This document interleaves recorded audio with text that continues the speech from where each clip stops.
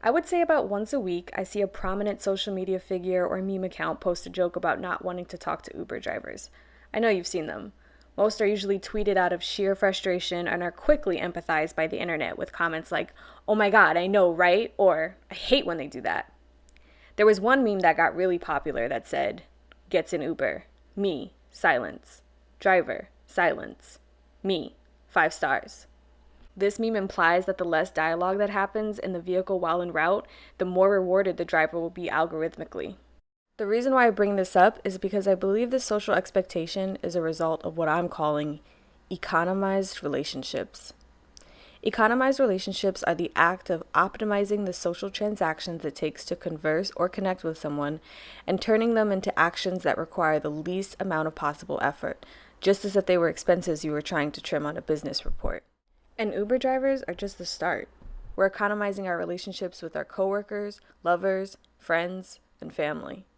We've taken the momentum and convenience we receive our goods and services in and are trying to stuff the same infrastructure into our personal lives.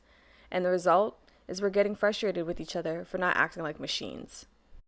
It's like we keep trying to score points for scratching all human interactions out of our schedules and our lives, not realizing that when it comes to our lives, they're kind of the point.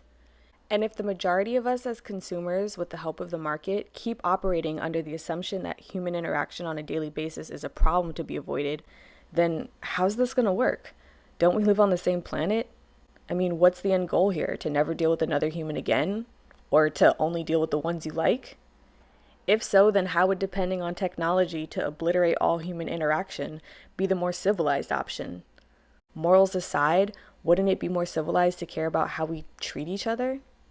I don't say this as a judgment call. As an introvert and an overall annoyed tech-dependent person, I don't enjoy the pressure to deal with other human beings any more than you do. Trust me. But I am willing to explore and challenge myself to do more of it because I think about what it'll mean for civilization if we don't.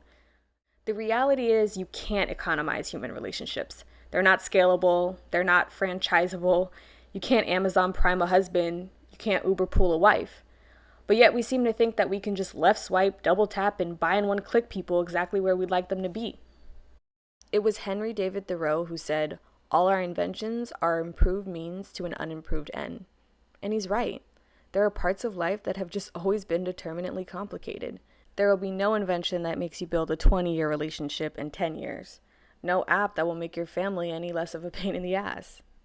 But as we keep shrinking in-person meetups into phone calls, and phone calls into texts, we're economizing and fragmenting the social transactions it takes to be truly connected with people, and turning them into little, ugly, mistake-prone particles of communication.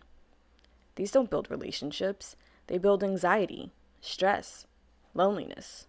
As a culture that loves to boast about the importance of mental health, being more aware of how we speak or think about human interactions can remind us why so many are dealing with mental health issues in the first place. Does that mean we really have to deal with yucky, complicated human beings and their flaws and drama and bullshit if we want to try to have a full and significant life? Yeah. Look, I used to get annoyed with Uber drivers too for striking up casual and polite conversation, but now I see them as perfect little opportunities for me to, when I have the energy, which is most of the time, exercise my social skills and attempt to share a decent moment of courteous small conversation with a stranger.